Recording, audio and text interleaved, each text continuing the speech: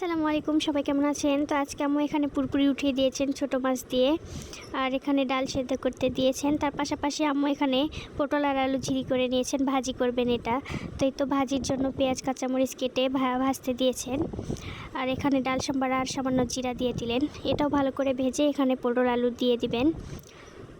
তো এই তো পটল আলু দিয়ে দিলেন। এখানে এখন লবণ আর সামান্য হলুদ দিবেন, অন্য কোনো মশলা ইউজ করবেন না এখানে।